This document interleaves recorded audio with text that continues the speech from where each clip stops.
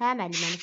Deyə bilərsiniz, Juan Miro'nun həyat və yaradıcılığı hansı şəhərlə ayrılmaz şəkildə bağlıdır? Barselona ilə. Düzdür. Hansı janrda fəaliyyət göstərən, deməli, İspan avantqardçılarından biridir? O sürrealizm Düzdür. 20-ci əsrin, janrında fəaliyyət göstərib və bəli, 20-ci əsrin İspan avantqardçılarından biridir. düzdür müəllimə.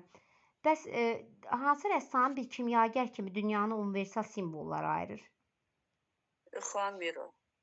Bəli, hansı rəssam ilkin rəsm və rənglərin vasitəsilə qeyri-adi estetikasını yaradır?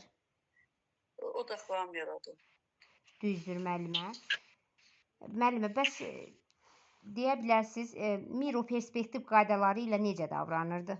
O perspektiv qaydalarla sərbəst davranırdı. Yaxın və uzaq deməli planlar arasında fərqi vurğulamır. Qalın deməli lokal rənglərdən, kobud yaxmalardan istifadə edirdi. Düzdür müəllimə. Bəs onun rəngkarlıq və qrafik əsərlərinin hansı xüsusiyyəti ilə fərqlənirdi? Onlar ciddi olurdu, lakonik olurdu, sxematik olurdu. Bəli, düzdür. Müəllimə, bəs əsərlər burdan necə olmağa başlayırdı? Orada əsərlər müəmmalı olurdu, sadıq, poetik olurdu, zərif olurdu. Düzdür müəllimə. Bəs bu əsərlərdə necə figurların məskunlaşdığı qəliz Orada alət? sadələşdirilmiş həndəsi figurlar, elə bil ki, deməli, qəliz olan sürrealizm üslubunun inkişafında növbəti mərhələ sayılırdı. Bəli, bəs Miro'nun əsərlərində hansı növ daha çoxdur? Orada qrafika daha çoxdur. Burada da nöqtələrdir, sonra qırıq xətlərdir. Bunlar da mücərrədlik kimi qəbul olunurdu. Düzdür. Yaradıcılığının Ancaq o əsas... isə bunu etiraz edirdi də, ancaq buna görə o. Düzdür. Yaradıcılığının əsas xüsusiyyətləri arasında hansı mövzular vardı?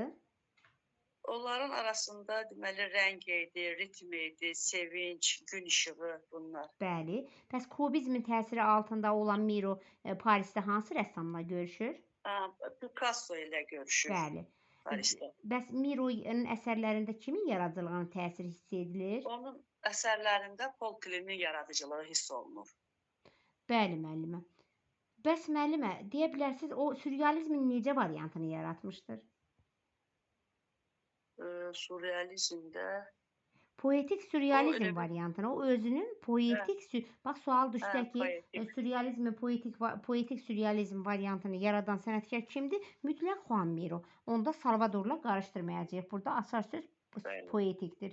Bəs onun, deyə bilərsiniz, o hansı materiallara maraq göstərirdi? Hansı materiallarla işləyirdi? O deməli müxtəlif rənglərə, formalara maraq göstərirdi və o sumbata kağızıdır, daşdır, vişdir, bu alətlərdir, materiallardan deməli təcrübələr aparırdı, keramikaya da maraq göstərirdi. Bəli. Bəs təsvir incəsənətin hansı növündən maraqlanırdı? Təsvir incəsənətin keramikada dedim. Yox, keramika növümüz deyil, o dekorativ tətbiqin sənətin növüdür. Heykəltaraşlıq Bəli, var da maraqlanır. bəli. Material olaraq soruşsa keramikaya, amma heykəltaraşlığın növü olaraq heykəltaraşlığa deməli. Təsvir sənət növü kimi heykəltaraşlığa maraq göstərirdi.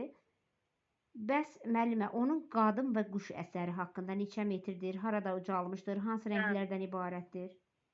Qadın və quş deməli heykəli onun Barselonada Juan Miro parkında deməli ucaldılıb. 22 metr hündürlükdədir. Həm deməli şlyapalı qadın, həm də quş obrazıdır və orada o yaşıl, göy, sarı, qırmızı, yəni onun çox sevdiyi rənglərdir, keramika ilə örtülüb. Bəli, müəllimə, düz vurğuladınız. Bəs müəllimə, hansı bir sıra monumental keramik panoların müəllifi olmuşdur? Bunların adını sadalayın. O deməli Harvard Universitetinin yeməkxanası idi. Sonra Sant Gallendə İqtisad Elm Mərkəzidir, məktəbinin binası idi. Sonra deməli Barselonadakı hava limanı bəzəyən bir sıra keramik panolar idi də. Bəli, düzdür, keramik panoların müəllifidir.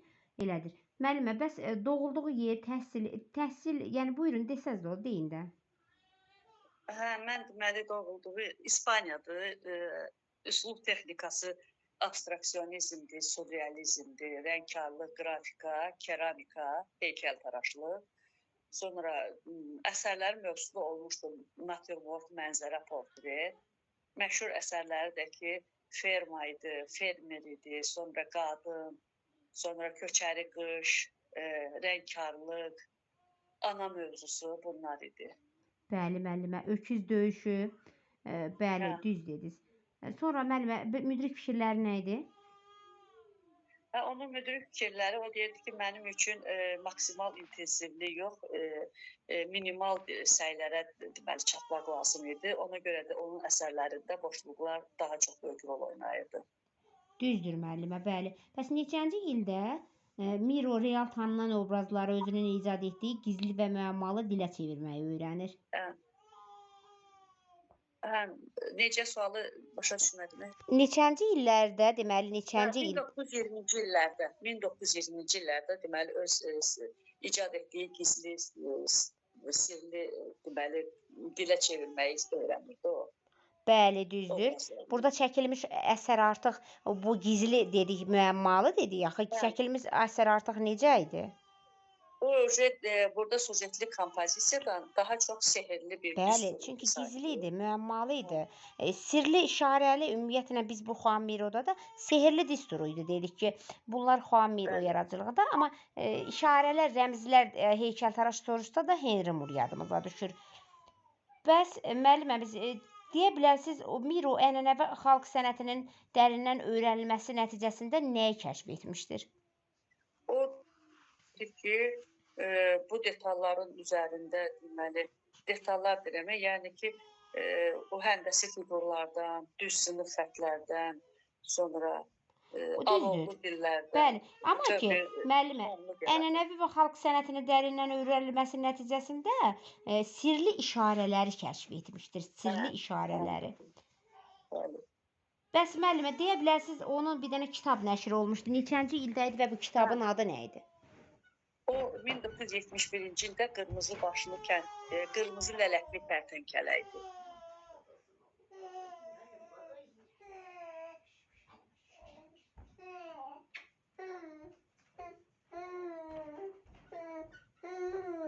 Sakit. Müəllimə, dedinizmi 1900 deməli?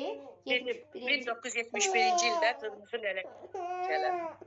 Bəli, düzdür. Sakit, qızım, sakit.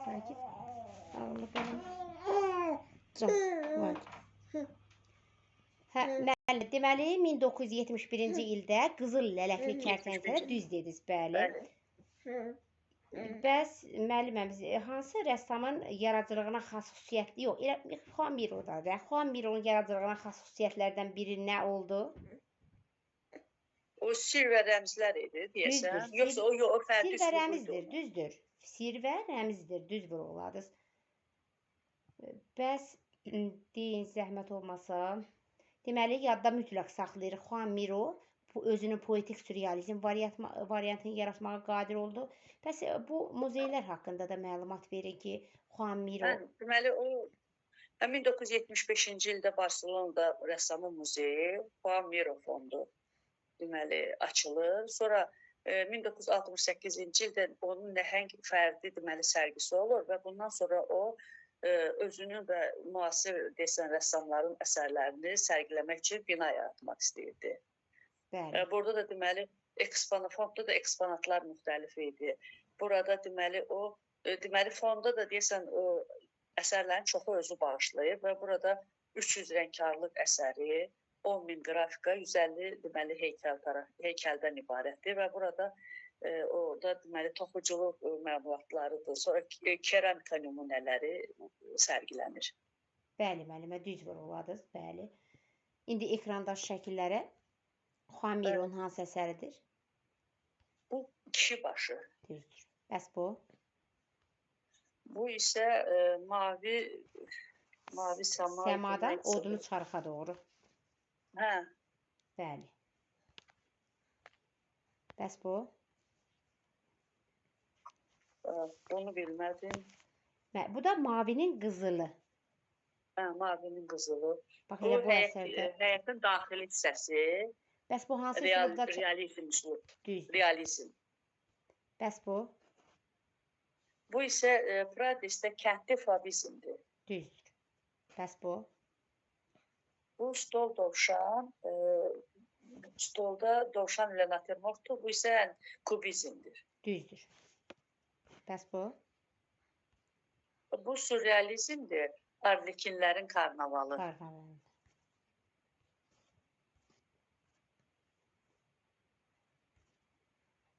Bəs bu nədir?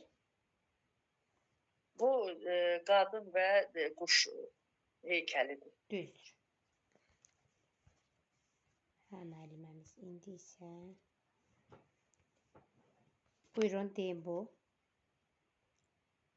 Bu tarlada şumlanmış tarla. Şumlanmış tarla. Bəs bu? Bu isə Kataloniya mənzərəsi. Bəli. Düzdür. Bitdi. Təşəkkür edirəm. Çox da gözəl cavablandırdınız müəllimə. Çox sağ olun. Axşamınız xeyir. Axşamınız xeyirli uğurlu olsun Gültəkin müəllimə. Axşamınız xeyir. Müəllimə, başlayaq? Bəli, müəllim olarsa, əgər mümkündür.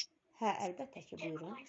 Müəllimə, deyə bilərsiniz, Juan Miro'nun həyat və yaradıcılığı hansı şəhərlə ayrılması bağlıdır və Barcelona. hansı janrda fəaliyyət göstərir? Neçənci əsr? Sürrealizm.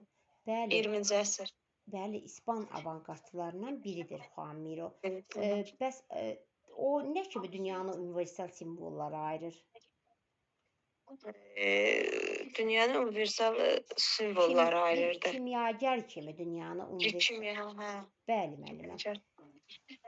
Hansı rəssam Avropa avangardının klassiki modernizmində əsl təmsilçisidir? Əsl təmsilçisi yol göstərən Miro. Düzdür. Müəllimə, bəs modernizm bir neçə cərəyanı əhatə edir, yoxsa bir dənə? Müəllimə? Modernizm, avangardizm bunlar necə üslubdur?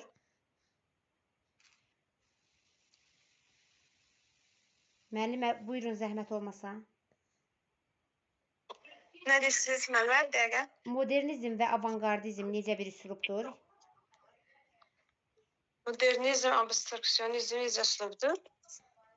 Bəli, avangardizm, abstraksionizm yox. Avangardizm Müəllimə, avangardizm bilirik ki, avangardizmdə, modernizmdə bir cərəyanla bitmir. Özündə bir neçə cərəyanı əhatə edir. Onlarla müəllimə işləyən adamlar cərəyan işləmənimə kifayətlənmirlər də onlar. Bəli. Özlərini yeniliklər axtarırlar. Düzdür, müəllimlər. Deməli, bir neçə cərəyanların ümumiləşdirilmiş adı varsa bu avangardizm. Avangardizm həmçinin klassik qanunları pozaraq ənənəvi sosial mədəni dəyərlərə münasibəti dəyişir. Yəni kökündən dəyişib bünövrəni dəyişmək istəyir. Yenilik yaratmaq istəyir. Amma modernizm klassik ənənələrə yenidən baxışın başlanğıcıdır. Klassiklik ənənələrə, yəni burada qoruyuculuq var, amma avangardizmdə yoxdur. Və bir cərəyanların məcmusu sözü varsa, bu modernizm ümumiləşdirilmiş ad avangardizm. Müəllimə, bəs Miro perspektiv qaydalarla necə davranırdı? Perspektiv qaydaları ilə çox sərbəst davranırdı. Yaxın və uzaq məsafələr arasında fərqi vurğulamırdı. İri çobud yapmalardan, kontrast rənglərdən istifadə edirdi. Düzdür. Bəs onun rəngkarlıq və qrafik əsərləri necə, hansı xüsusiyyətindən fərqlənirdi? Mən qrafik əsərləri sınıq, qırıq xətlərdə istifadə olunurdu. Qrafik, rəng, forma, sınıq xətlər qrafik əsərlərində görsənirdi. Onlar da ki, mücərrədlik kimi qəbul olunurdu. Bəli.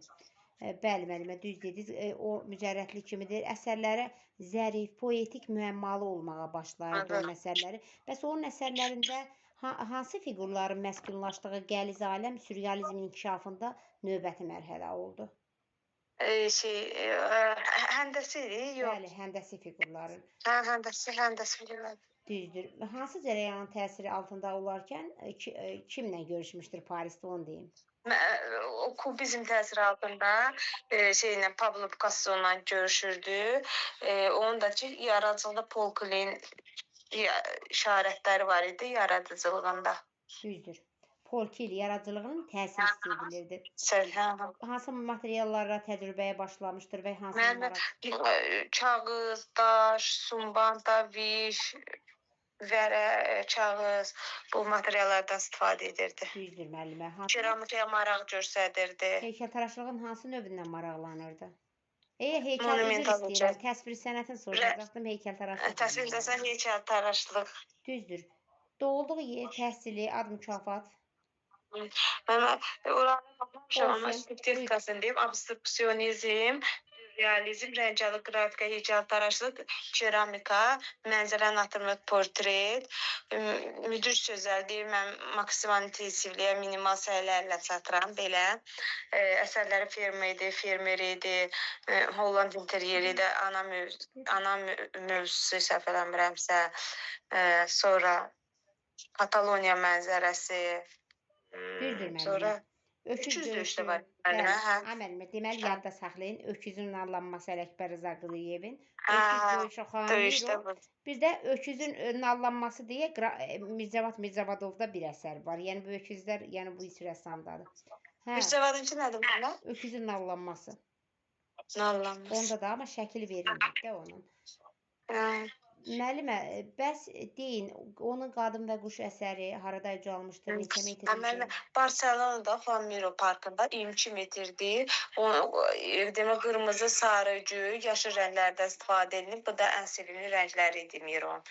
Düzdür. Bəli, müəllimə, elədir. Bəs müəlliməmiz, neçənci illərin ortalarında Miro real tanınan obrazların özünün icra etdiyi gizli müəmmalı dilə çevirməyi öyrənmişdir. O 1920-ci illərdə. Bir sıra keramik pandoların müəllifi idi, bunun adları. Mən Harvard Universiteti yeməkxanası idi, Milk Fondu idi. Sonra bir də Barcelonada hava limanı, biri də var idi. 4-də idi. Bəli. Deməli, Harvard Universiteti idi, Sankt Gallen'də Ali İqtisad Elmləri Məktəbinin binası idi. Saint Paul de Vance'da Milk Fondunun divarı idi. Bir də dediyiniz kimi. Bəli.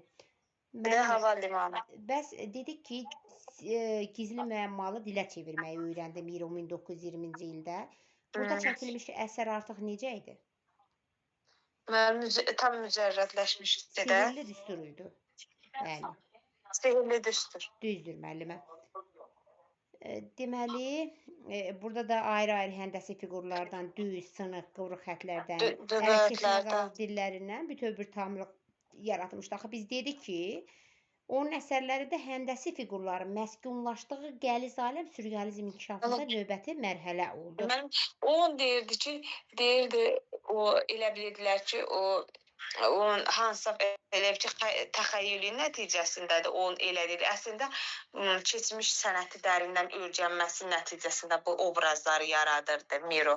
Bəli, xalq sənətini dərindən öyrənilməsi nəticəsində, ənənəvi xalq sənətini, bəli, o ənənəvi xalq sənətini dərindən öyrənilməsi nəticəsində sirli işarələr kəşf etmişdir. Sirli işarələr. Özünün nə variantını, sürrealizmin necə variantını yaratmaq qadir oldu? Poetik variantını. Düzdür. Neçənci ildə hansı kitabı nəşr olunub? Qızıl Çərtəncələ 1970, Qızıl lələkli Çərtəncələ. Bəli, 1970. Qırmızı lələklidir. Poetik sürrealizm. 1968-ci ildə fərdi sərgi keçirilir. Orada da fikirləşir ki, muzey açacağam. 75-də də muzey açır. Sonra deməli muzeyə də 150 heykəltaraşlıq qoyur. 300 rəngkarlıq, 10.000-dəki rəsm. Ay, sağ olun Məhəmməd, düz vurğuladınız. Elə düz vaxtımız bitənə güclə çatdı. İndi isə burada buyurun əsərlərin adlarını sadalayın. Bir dəqiqə. Birinci əsərin adı müəllifi. Mənim kişi başı. Bəs bu? Bu mavidən odlu çarxa, nə bilim belə. Düzdür. Bəs bu? Mavinin qızılı. Bu? Pradistəçə. Yox, həyətin daxili görünüşü. Hansı üslubda da oldu, onu da deyin həmişə. Realizm. Bəs bu? Fovizm, pradistəçə. Bəs bu? Bu kubizm, dovşan ilə naturmort Düzdür. təsəvvür Bəs bu? Bu sürrealizm, Kataloniya mənzərəsi müəllimə, karnavaldır, nə Arlekin karnavalıdır müəllimə. Arlıq karnavalı. Qızım mənim gözəlim. Mənim gözəlim. Bəli, Arlekin karnavalıdır müəllimə. İndi bir dəqiqə.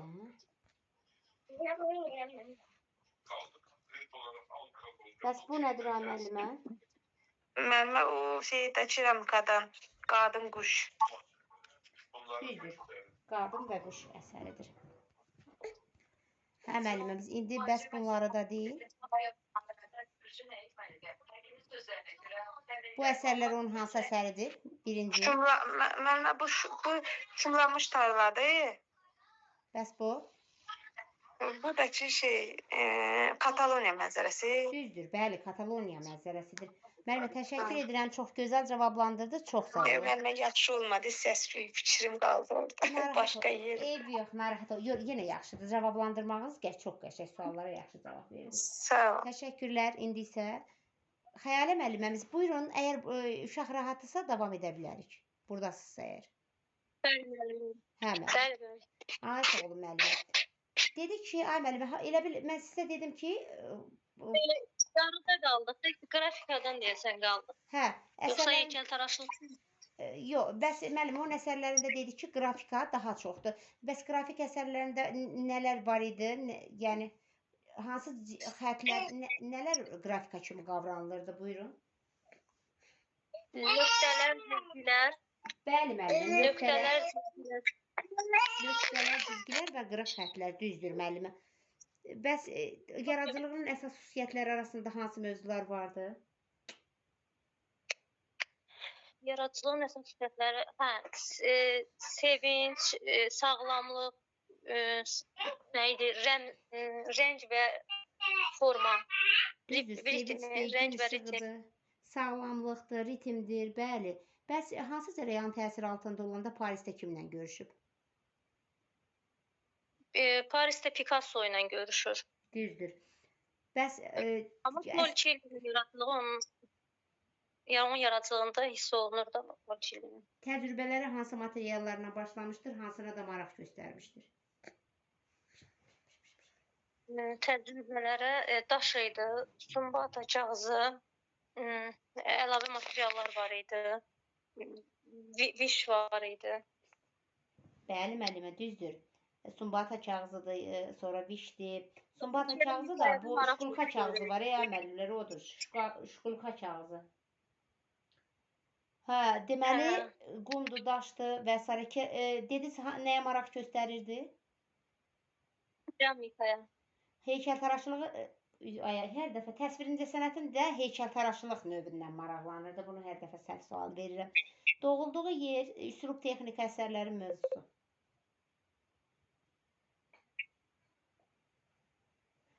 Buyurun müəllimə, xahiş edirəm biraz tez. Deməli, rəngkarlıq, qrafika, heykəltaraşlıq, keramika idi. Əsərlərin mövzusu portret, mənzərə, natürmort. Əsərləri fermer, ferma, qadın, öküz döyüşü, bunlar yadımda qaldı. Bəli müəllimə, düzdür. Köçəri quşdur, şimal-cənubdur, ana mövzusudur, Holland interyeridir, qızıl güllə natürmortdur, qadındır və s. Müdrik fikirləri?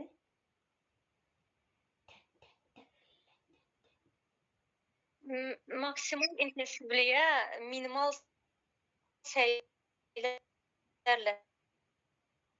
Düzdür. Minimal səylərlə çatmaq çox vacibdir. Elə buna görə də düzdür.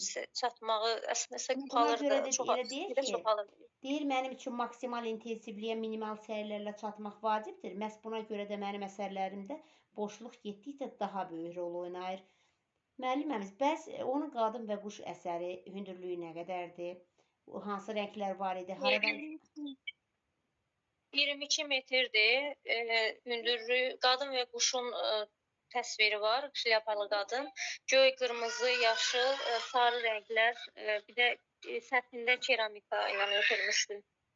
Düzdür, bəli müəllimə. Bəs hansı keramik Marcel panolarında Duchamp. müəllifidir? Hansı keramik panoların? Bəli, hansı keramik Bilmədim. panoların müəllifidir? Hə, universiteti deyirsiniz. Universitet idi. Bəli. Sonra Harvard Universitetinin yeməkxanası idi. Sonra hava limanı idi. Galati nə bilim institutu idi, nə idi? Bunlar çox gəlirdi. Bəli, Sankt Gallində Ali İqtisad Elmləri Məktəbinin binası, Saint Paul de Vance'da MİQ fondunun divarı, Barcelona'da hava limanı bunlar idi. Müəllimim, neçənci ildə Miro Rilke-dan obrazların özünün icad etdiyi gizli və müəmmalı dilə çevirməyi öyrəndi? 1920-ci ildə. Bəs burada çəkilmiş əsər artıq necə idi? Süjetli deyildi də, sehirli Sihirli bir düsturuydu düstur sanki. idi. Bəli, müəllimə, sihirli bir düstur idi artıq. Müəllimə, bəs burada da dedik ki, o həndəsi fiqurlar dedik də biz o.